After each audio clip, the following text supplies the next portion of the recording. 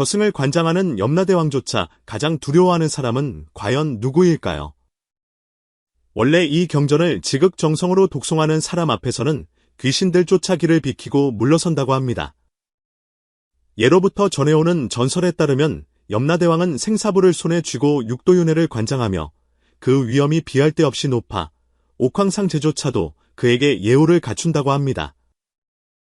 저승의 10전 염라대왕들은 각자 자신의 직분을 수행하며 삼라만상의 모든 망자가 명부에 도착하면 예외 없이 엄격한 심판을 받아야만 합니다. 철면무사한 그들의 판결 앞에서는 그 어떤 영혼도 죄를 숨길 수 없습니다. 그러나 방대한 고적의 기록 속에는 사람들의 마음을 뒤흔드는 놀라운 비밀 하나가 숨겨져 있습니다. 어떤 종류의 사람이 명부에 발을 들여놓으면 그토록 위험 있는 염라대 왕조차 자리에서 일어나 맞이하며 공경의 예를 표한다는 것입니다. 그뿐만이 아닙니다. 귀신을 잡는 저승사자들은 무기를 거두고 세 걸음 물러나며 판관들은 붓을 내려놓고 머리를 조아립니다. 심지어 가장 흉악하기로 소문난 소머리와 말 얼굴을 한 옥졸들조차 공손하게 길을 비켜줍니다. 도대체 이들은 누구일까요? 이들은 하늘에서 내려온 신선도 아니요 환생한 살아있는 부처도 아닙니다. 그들은 그저 겉보기에는 우리와 다를 바 없는 평범한 사람들입니다.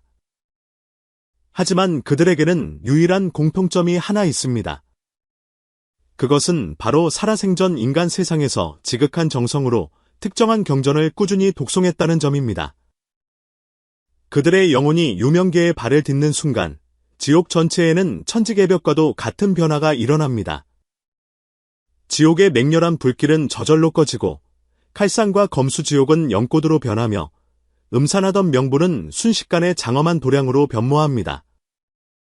과연 어떤 경전이기에 이토록 역천의 위력을 지니고 있는 것일까요? 어찌하여 단 몇 구절의 경문을 읽는 것만으로 생사를 관장하는 염라대왕조차 경외심을 갖게 만드는 것일까요? 육도윤회의 근본 비밀과 관련된 이 진실에는 어떤 놀라운 형기나 숨겨져 있는지 참으로 궁금하지 않을 수 없습니다. 이야기는 당나라 정관 12년으로 거슬러 올라갑니다. 장안성 밖의 한 작은 마을에 장씨 성을 가진 일가가 살고 있었습니다. 장씨 집안은 대대로 농사를 지으며 가난하게 살았지만 심성이 착하고 어지러 마을 사람들에게 덕망이 높았습니다. 장씨 집안의 가장인 장덕창은 성품이 정직했고 그의 부인은 자애로운 눈매와 선한 마음씨를 지닌 분이었습니다.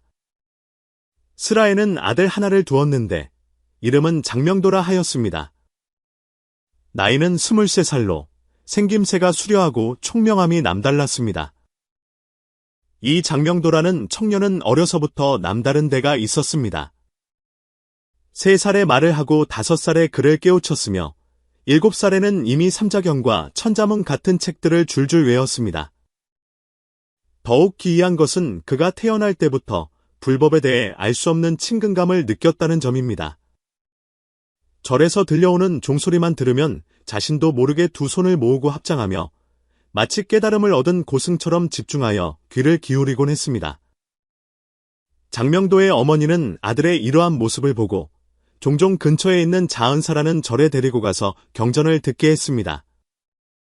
자은사의 주지이신 법명스님은 장명도의 근기가 비범함을 알아보고 그를 속아 제자로 받아들여 간단한 불교의 이치를 가르쳤습니다.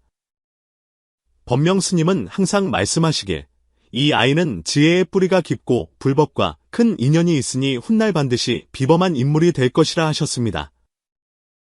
세월은 유수와 같이 흘러 장명도는 어느덧 의젓한 성인으로 자라났습니다. 그의 가을, 그는 과거 시험을 보기 위해 한양으로 떠날 채비를 하고 있었습니다. 공명을 얻어 가문을 빛내고자 하는 희망에 부풀어 있었습니다. 떠나기 전날 밤, 장명도는 자신의 작은 방에서 짐을 정리하고 있었습니다. 마음은 설렘과 긴장으로 교차했습니다. 바로 그때였습니다. 창밖에서 갑자기 기이한 향기를 품은 바람이 불어왔습니다. 장명도가 창문을 열고 밖을 내다보니 밤하늘에 은은한 광채가 반짝이고 있어 마치 심상치 않은 일이 일어날 것만 같은 예감이 들었습니다. 그가 의아해하고 있는 순간 갑자기 하늘과 땅이 뒤집히는 듯한 어지러움을 느끼며 눈앞이 캄캄해졌고 이내 정신을 잃고 말았습니다. 얼마나 지났을까? 장명도가 다시 눈을 떴을 때 그는 전혀 낯선 곳에 서 있었습니다. 사방은 안개로 자욱하고 하늘은 잿빛으로 어두워 해와 달, 별조차 보이지 않았습니다.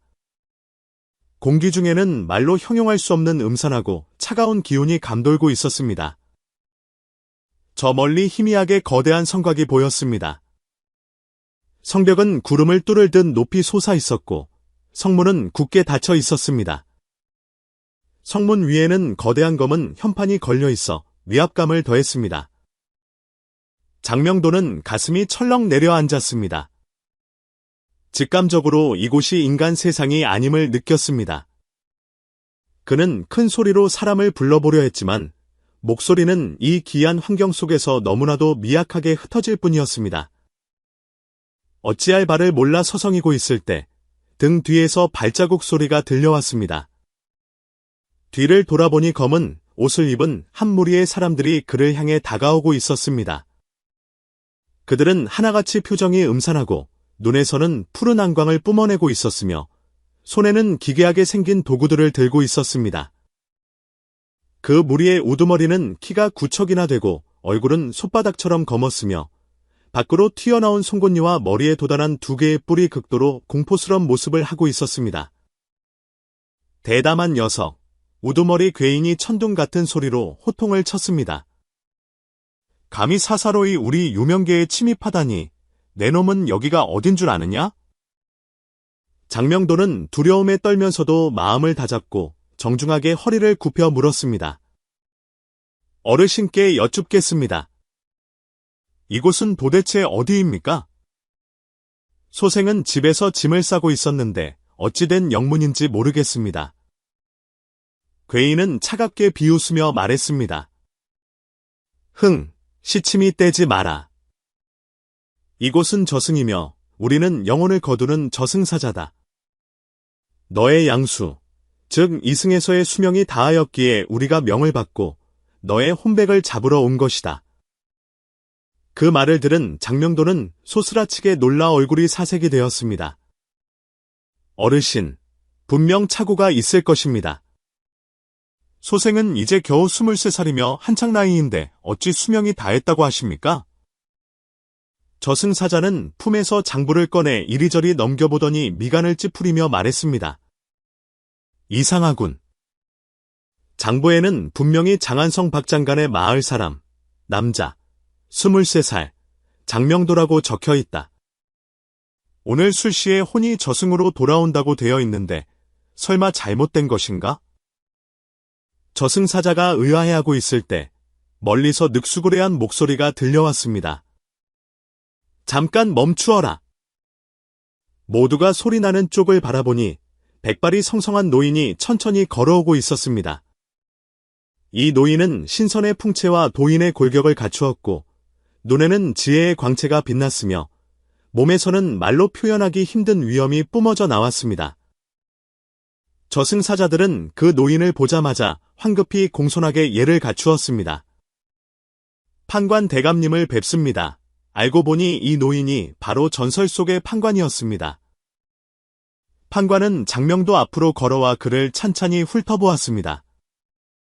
그리고 생사부를 가져와 꼼꼼히 검토했습니다. 한참을 들여다보던 판관의 얼굴이 점점 심각해졌습니다. 기이하구나. 판관이 혼잣말로 중얼거렸습니다. 생사부에는 분명 오늘 장명도의 혼을 거두라 기록되어 있다. 하지만 무엇입니까? 저승사자가 다급하게 물었습니다. 판관은 잠시 침묵하더니 입을 열었습니다. 하지만 이 장명도의 몸에서는 아주 특별한 기운이 느껴진다. 이런 기운은 내가 이전에 한 번도 본 적이 없는 것이다. 천서의 기록에 따르면 이런 기운을 가진 사람은 특별한 신분을 가진 자라고 했다. 장명도는 판관의 말이 무슨 뜻인지 도통 알 수 없었지만 어렴풋이 자신에게 남들과 다른 무언가가 있음을 느꼈습니다. 판관은 다시 장명도를 유심히 관찰하더니 갑자기 눈을 반짝이며 말했습니다. 이제야 알겠구나. 이 장명도는 이름과 본관은 맞지만 우리가 찾던 그 사람이 아니다. 그게 무슨 말씀입니까? 저승사자가 이해할 수 없다는 듯 물었습니다. 생사부에는 분명히. 판관은 고개를 저으며 신비로운 표정으로 말했습니다. 너희는 모르는 것이 있다. 이 세상에는 아주 특별한 사람들이 있다. 그들은 비록 인간 세상에 몸담고 있으나 불보살님의 특별한 가호를 받고 있는 자들이다. 이런 사람들의 몸에서는 특수한 광채가 뿜어져 나오는데 그 빛은 모든 사악한 기운을 물리치며 우리 저승의 영혼을 부르는 명패조차 그들에게는 효력이 없다. 이 말을 들은 장명도는 놀랍고도 기쁜 마음이 들었습니다. 어릴 적부터 불법에 대해 느꼈던 특별한 감흥이 떠올랐습니다. 정말 자신에게 어떤 특별함이 있는 것일까 생각했습니다. 판관은 계속해서 말을 이었습니다. 게다가 내가 보기에 이 장명도의 몸에서 나는 그 특별한 기운은 어떤 공덕과 관련이 있는 듯하다. 짐작건대 그는 필시 평소에 선행을 많이 베풀었거나 혹은 어떤 특별한 법문을 수행하여 이런 감흥을 얻은 것이다. 저승사자들은 서로 얼굴을 마주보며 어찌해야 할지 몰라 당황했습니다. 이때 판관이 말했습니다. 이렇게 된 이상 우리는 강제로 그의 혼을 잡아둘 수 없다. 허나 기왕 지옥까지 왔으니 그를 데리고 가서 염라대왕님을 뵙게 하여 대왕님께서 직접 판단하시도록 하는 것이 좋겠다. 그리하여 일행은 위풍당당하게 삼라전을 향해 걸어갔습니다. 가는 길에 장명도는 수많은 기이한 광경을 목격했습니다. 길가에서 애처롭게 울부짖는 귀신들, 쇠사슬에 묶인 악령들, 그리고 형용할 수 없이 기괴한 형벌 도구들이 즐비했습니다. 이러한 광경은 그에게 공포와 호기심을 동시에 불러일으켰습니다. 그런데 더욱 기이한 일이 벌어졌습니다. 본래 사나웠던 귀신들이 장명도가 지나가자 저절로 울부짖음을 멈추고 표정이 평온해지는 것이었습니다. 심지어 어떤 귀신들은 그에게 합장하며 절을 올리기까지 했는데 마치 무언가에 대해 감사를 표하는 듯했습니다. 판관은 이 현상을 놓치지 않고 장명도의 특별한 신분을 더욱 확신하게 되었습니다. 그는 저승사자들에게 말했습니다. 보았느냐? 저 귀신들이 장명도를 보자마자 평온해지는 것을. 이는 그에게 확실히 범상치 않은 힘이 있음을 증명하는 것이다. 마침내 일행은 삼라전 앞에 도착했습니다. 이 정각은 웅장하고 장엄했으며 문 앞에는 위험 있는 호위병들이 두 줄로 서 있었고 정각 안에서는 서늘한 위압감이 흘러나왔습니다. 판관이 호위병에게 상황을 알리자 잠시 후 시종이 나와 염라대왕께서 장명도를 안으로 들이라 하신다고 전했습니다. 장명도는 불안한 마음을 안고 시종을 따라 삼라전 안으로 들어갔습니다. 정각 내부는 화려하고 웅장했습니다. 정중앙에는 자색 도포를 입고 왕관을 쓴 위험 있는 인물이 앉아 있었는데 그가 바로 전설 속의 염라대왕이었습니다. 그런데 장명도가 전혀 예상치 못한 일이 벌어졌습니다. 염라대왕이 그가 들어오는 것을 보자 해서 벌떡 일어나더니 얼굴에 인자한 미소까지 띠며 그를 맞이하는 것이었습니다. 이는 삼라전 역사상 전무후무한 일이었습니다. 장명도라 하였느냐? 염라대왕의 목소리는 위엄이 넘쳤으나 전설처럼 공포스럽지는 않았습니다. 너는 자신이 왜 이곳 저승에 왔는지 아느냐? 장명도는 사실대로 대답했습니다. 대왕님께 아뢰입니다. 소생은 정말 모르겠습니다. 집에서 내일 한양으로 과거를 보러 갈 준비를 하고 있었는데 어찌된 영문인지 이곳에 오게 되었습니다. 염라대왕은 고개를 끄덕이며 말했습니다. 확실히 이것은 착오였다. 생사부의 기록에 따르면 오늘 장명도라는 사람이 저승으로 와야 하는 것은 맞다. 허나 그 사람은 내가 아니다. 그렇다면 누구입니까? 장명도가 호기심에 차서 물었습니다. 염라대왕은 손에 든 책자를 넘겨보며 말했습니다. 같은 마을에 사는 또 다른 장명도이다. 그는 대장장이 장대우의 아들인데 어젯밤 과음으로 인해 오늘 새벽에 급사하였다. 우리 저승사자들이 동명이인이라 실수를 한 것이다. 장명도는 그제야 모든 의문이 풀렸습니다. 이름이 같아서 생긴 오해였던 것입니다. 하지만 그는 또 다른 의문이 생겨 물었습니다. 실수라 하더라도 어찌하여 소생이 이곳까지 올 수 있었습니까? 이치대로라면 산 사람의 영혼은 함부로 몸을 떠날 수 없는 법 아닙니까? 염라대왕의 얼굴이 진지해졌습니다. 그것이 바로 내가 너에게 해주고 싶은 말이다. 내가 영혼이 몸을 떠나 이곳까지 올 수 있었던 것은 우리의 실수 때문만이 아니다. 내게 아주 특별한 인연이 있기 때문이다. 특별한 인연이라니요. 장명도는 더욱 혼란스러웠습니다. 염라대왕은 자리에서 일어나 정각 안을 몇 걸음 거닐더니 말했습니다. 내가 저승을 관장한 일에 수많은 사람을 보았다.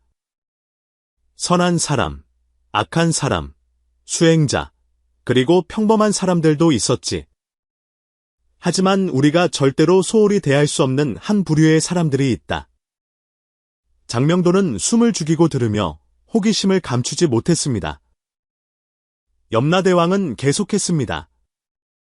이런 사람들은 겉보기에는 평범해 보이지만 그들의 몸에서는 특별한 빛이 뿜어져 나온다. 이 빛은 육안으로는 볼 수 없는 공덕의 빛이다. 이런 빛을 가진 사람은 우리 저승의 법 집행자들조차 공경심을 가지고 대해야만 한다. 그럼 소생에게 그런 빛이 있다는 말씀입니까? 장명도가 참지 못하고 물었습니다. 염라대왕은 고개를 끄덕였습니다. 그냥 있는 정도가 아니라 매우 강렬하다. 내가 저승을 다스린 지 오래되었지만 너처럼 강한 빛을 뿜는 사람은 거의 보지 못했다. 이런 빛은 보통 두 가지 경우에 생긴다.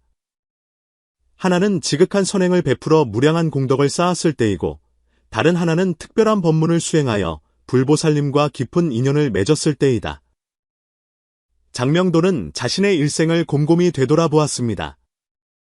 평소 소소한 선행은 했지만 대단한 공덕이라 할 만한 것은 없었습니다.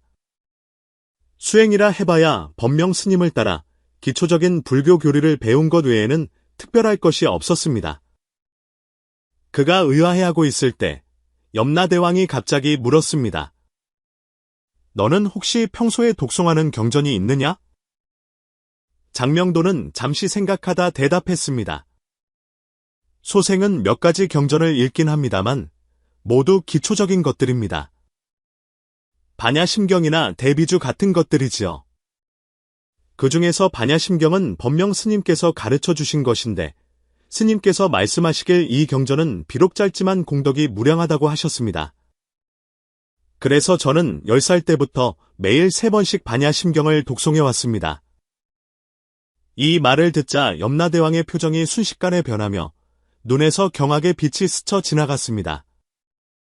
그는 다급하게 물었습니다. 지금 매일 반야심경을 독송한다고 하였느냐? 예, 그렇습니다. 장명도가 대답했습니다. 이미 13년 동안 하루도 빠짐없이 해왔습니다. 그러자 염라대왕이 보좌에서 내려와 장명도에게 깊이 허리 굽혀 절을 하는 것이었습니다. 이 장면에 그곳에 있던 모든 이들이 경악을 금치 못했고 장명도 자신도 깜짝 놀라 뒤로 물러섰습니다. 염라대왕님, 어찌 이러십니까? 장명도가 당황하여 맞절하려 하자 염라대왕이 그를 말리며 엄숙한 표정으로 말했습니다. 장명도여, 너는 내가 얼마나 위대한 일을 했는지 아느냐? 장명도는 멍하니 고개를 저을 뿐이었습니다. 염라대왕은 깊은 눈빛으로 그를 바라보며 말했습니다. 반야심경은 비록 260자에 불과하지만 그것은 방대한 대반야경의 정수이자 부처님 지혜의 결정체이다. 13년 동안 하루도 빠짐없이 이를 독송했다는 것은 일반적인 선행을 훨씬 뛰어넘는 공덕이다. 여기까지 말한 염라대왕은 잠시 멈추더니 무언가 중요한 결심을 한 듯 했습니다. 장명도는 공손하게 다음 말을 기다렸습니다. 그때 갑자기 삼라전 밖에서 급한 발자국 소리가 들리더니 전령관이 뛰어들어와 염라대왕 앞에 무릎을 꿇고 보고했습니다. 아뢰옵니다. 십전의 모든 대왕님들이 동시에 같은 감흥을 받으셨다고 합니다. 큰 덕을 지닌 분이 저승에 왕림하셨다는 소식을 듣고 찾아오시는 중입니다. 염라대왕의 얼굴이 더욱 진중해졌습니다. 그는 장명도에게 말했습니다. 보아라, 너의 방문이 온 저승을 뒤흔들었다. 10분의 대왕들이 동시에 너의 존재를 감지했다는 것은 저승 역사상 극히 드문 일이다. 잠시 후 삼라전 안으로 9명의 위험 있는 인물들이 들어왔으니 바로 다른 9정각의 대왕들이었습니다. 그들은 장명도를 보자마자 놀라운 표정을 감추지 못했습니다. 제1전의 진광대왕이 말했습니다. 바로 이 젊은이군요. 몸에서 뿜어져 나오는 빛이 실로 특별합니다. 제2전의 초강대왕도 고개를 끄덕였습니다. 이토록 강렬한 공덕의 빛은 처음 봅니다. 도대체 어찌된 영문입니까? 염라대왕이 자초지종을 다른 대왕들에게 설명했습니다. 장명도가 13년간 반야심경을 독송해왔다는 사실을 듣자 모든 대왕이 충격과 감탄의 표정을 지었습니다. 제4전의 오관대왕이 말했습니다. 과연 그렇군요. 그러니 이런 감흥이 있었던 것입니다. 반야심경의 위력은 실로 불가사의합니다. 제6전의 변성대왕이 침음하며 말했습니다. 전설에 따르면 반야심경을 지송하여 공덕이 원만한 사람은 몸에서 반야의 빛이 나온다고 했는데 그 전설이 사실이었군요. 제9전의 평등대왕이 덧붙였습니다. 게다가 이 반야의 빛은 모든 악업을 정화하는 힘을 가지고 있습니다. 그러니 저승의 귀신들이 그를 보고 평온해진 것도 무리가 아닙니다. 제10전의 도시대왕이 말했습니다. 그렇다면 우리는 마땅히 예를 갖추어 대해야 합니다. 이런 큰 덕인이 저승에 온 것은 우리의 복입니다. 제7전의 태산대왕도 동의했습니다. 지당하신 말씀입니다. 소홀히 해서는 안 되며 극진히 대접해야 합니다. 제5전의 염라대왕이 마지막으로 정리했습니다. 하지만 그는 아직 이승에서의 수명이 다하지 않았으니 이곳에 오래 머물 수는 없습니다. 제 생각에는 그에게 저승을 견학시켜 식견을 넓혀준 뒤 양계로 돌려보내는 것이 좋겠습니다. 10전 대왕들은 논의 끝에 장명도를 극진히 대접하기로 합의하고 직접 그를 안내하여 저승 곳곳을 참관시켜 주기로 했습니다. 견학 과정에서 장명도는 실로 충격적인 광경들을 목격했습니다. 제1전에서는 사람들의 선악과 공과가 빽빽하게 적힌 생사부를 보았습니다. 제2전에서는 전생과 현생의 인과를 비추어 보는 업경대를 보았습니다. 제3전에서는 생전의 악행을 저지른 자들이 합당한 처벌을 받는 각종 형벌의 현장을 보았습니다. 하지만 장명도를 가장 놀라게 한 것은 제10전에서의 광경이었습니다. 전륜대왕의 궁전에는 공덕경이라 불리는 거대한 거울이 있었습니다. 이 거울은 각 사람의 몸에 있는 공덕의 빛을 비추어 보여주는 물건이었습니다. 장명도가 공덕경 앞에 서자 거울 속에는 모두가 탄성을 자아낼 만한 광경이 나타났습니다. 장명도의 모습이 황금빛 광채에 휩싸여 있었던 것입니다. 그 빛이 어찌나 강렬한지 거울조차 감당하기 힘들어 보일 정도였습니다. 전륜대왕이 설명했습니다. 이것이 바로 내가 13년간 반야심경을 독송하며 쌓은 공덕이다. 한번 독송할 때마다 내 몸에는 한 올의 반야의 빛이 남게 된다. 13년 동안 이 빛들이 모여 이렇게 거대한 공덕의 광의를 형성한 것이다. 장명도는 그제야 자신이 알게 모르게 엄청난 공덕을 쌓아왔음을 깨달았습니다. 공덕은 등불과 같아 어둠을 밝히고 물과 같아 더러움을 씻어낸다던 법명 스님의 말씀이 떠올랐습니다. 그는 비로소 그 말의 진정한 의미를 이해하게 되었습니다. 참관이 끝난 후 십전대왕은 삼라전에서 장명도를 위한 성대한 환송식을 열었습니다. 살아있는 사람이 이런 대우를 받는 것은 저승 역사상 전례 없는 일이었습니다. 환송식에서 염라대왕은 장명도에게 말했습니다.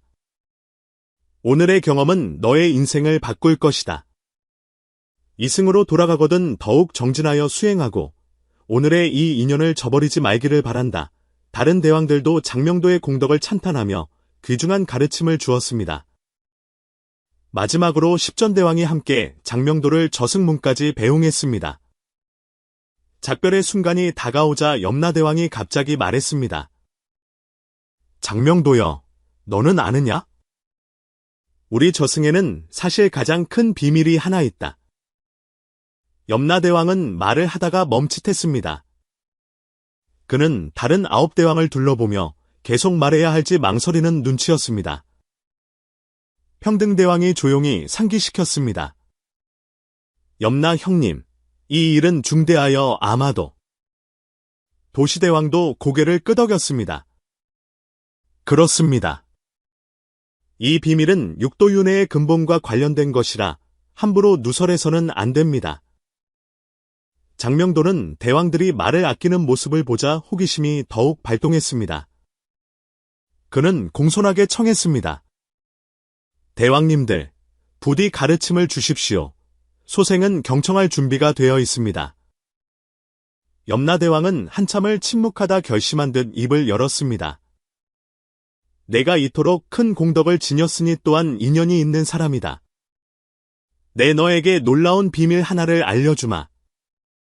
우리 저승에는 우리가 가장 경외하는 부류의 사람이 있다.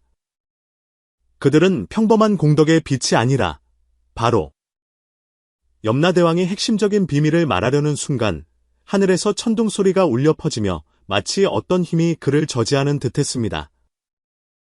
초강대왕이 다급히 말했습니다. 천기를 누설해서는 안 됩니다. 너무 많이 말하면 천벌이 내릴지도 모릅니다. 태산대왕도 거들었습니다. 확실히 더 이상 말하는 것은 불가합니다. 전륜대왕이 마지막으로 말했습니다. 장명도여, 너는 그저 반야심경을 지송하는 공덕이 내 상상보다 훨씬 크다는 것만 알면 된다. 이승으로 돌아가면 자연스레 더 깊은 깨달음을 얻게 될 것이다. 어떤 일들은 남이 알려주는 것이 아니라 스스로 깨우쳐야 하는 법이다.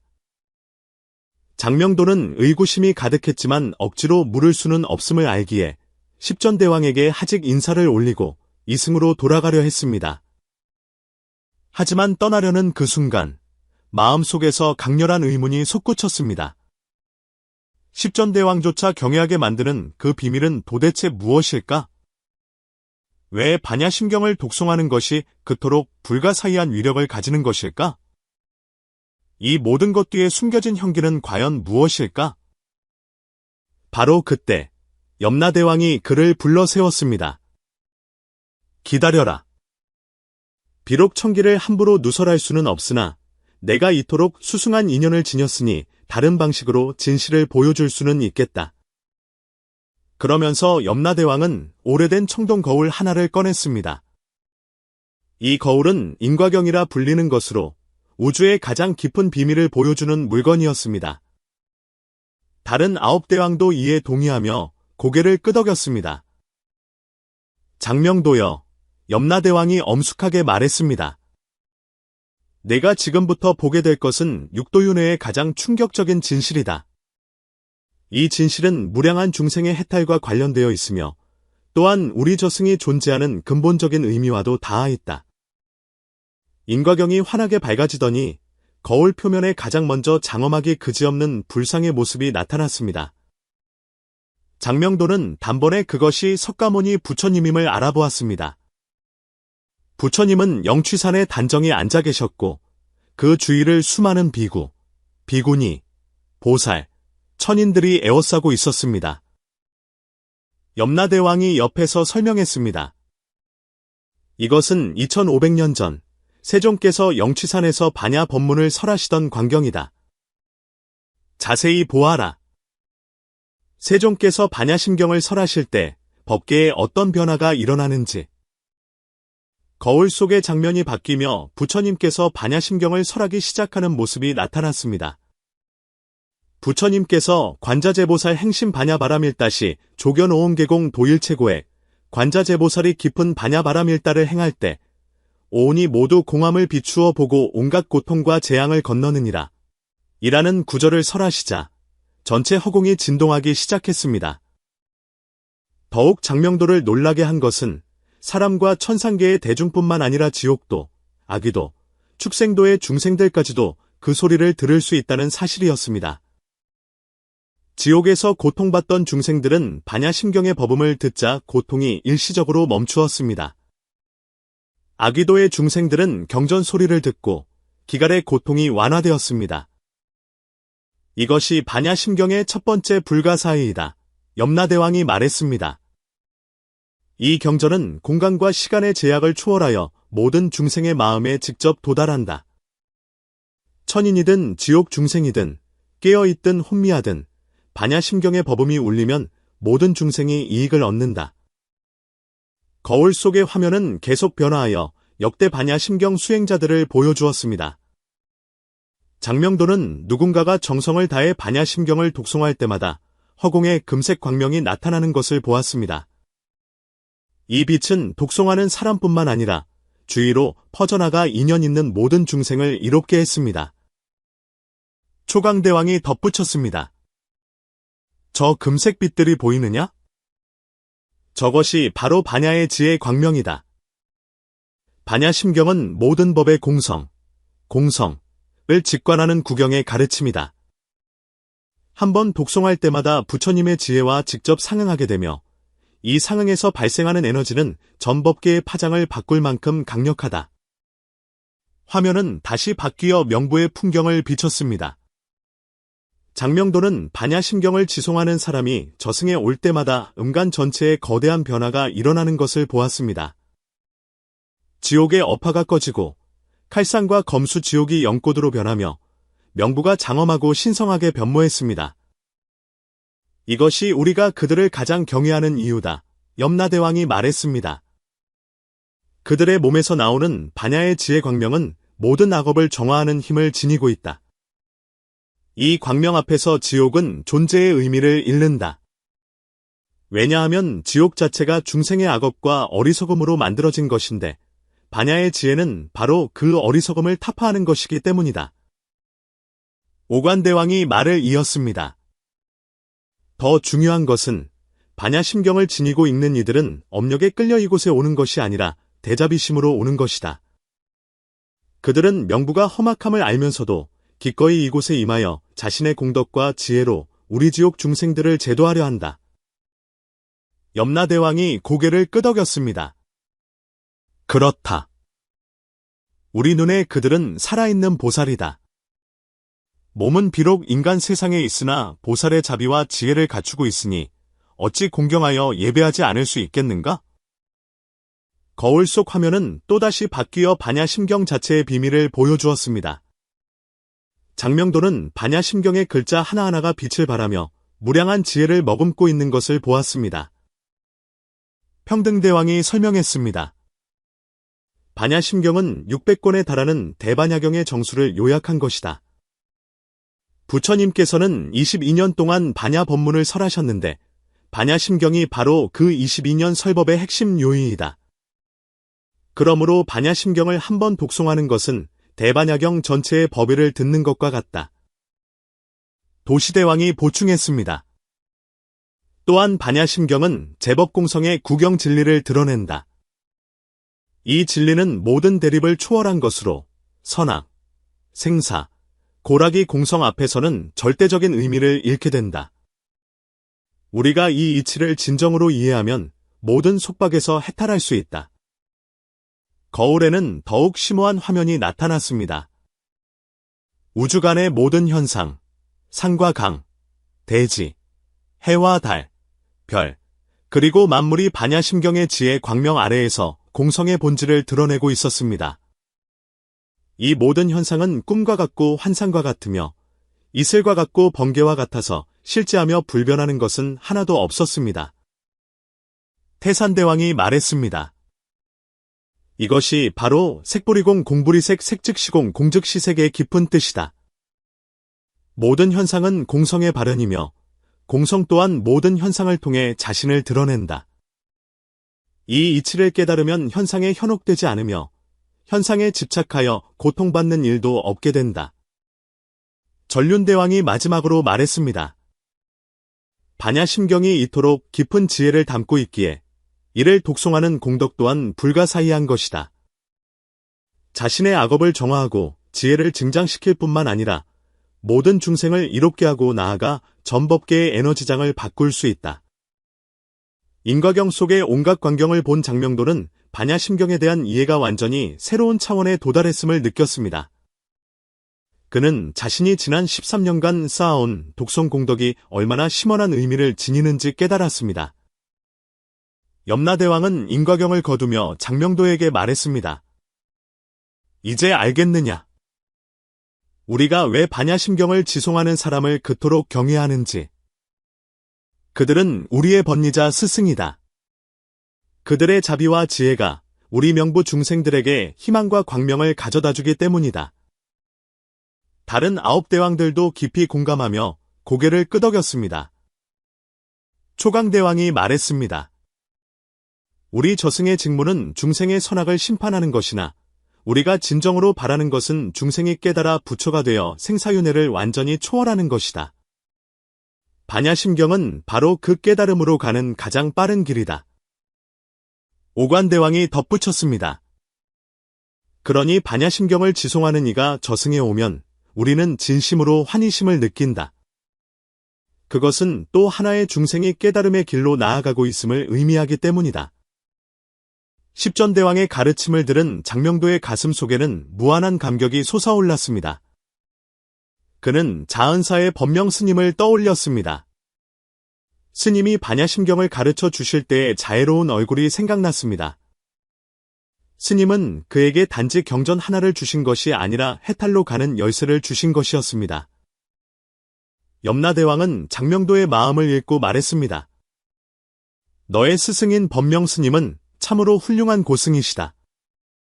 너의 근기를 알아보고 그토록 수승한 법문을 전수하셨으니 깊은 지혜를 지니신 분이다. 그 은혜에 깊이 감사해야 할 것이다. 평등대왕이 이어서 말했습니다. 하지만 가장 중요한 것은 너 자신의 끈기였다. 13년을 하루같이 반야심경을 독송한 그 의지와 신심이 바로 내가 이런 공덕을 얻게 된 근본 원인이다. 도시대왕도 고개를 끄덕였습니다. 그렇다. 공덕은 하루아침에 쌓이는 것이 아니다. 오랜 끈기와 정성이 필요하다. 내가 그것을 해냈다는 것은 반야심경과 깊은 인연이 있음을 증명한다. 태산대왕이 보충했습니다. 또한 너의 독송 동기가 순수했다. 명예나 이익을 구하는 잡념이 없었기에 그토록 순정한 법심이 반야의 지혜와 상응할 수 있었던 것이다. 전륜대왕이 마지막으로 당부했습니다. 인간 세상에 돌아가서도 정진을 멈추지 말고 오늘의 경험을 널리 알리거라.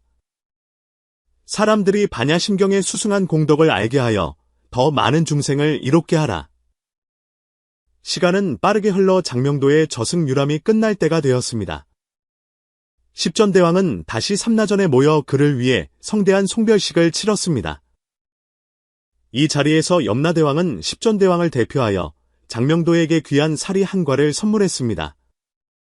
이 사리는 옛날 반야심경을 지송하여 성취를 이룬 고승이 남긴 것으로 불가사의한 가피력을 지니고 있었습니다.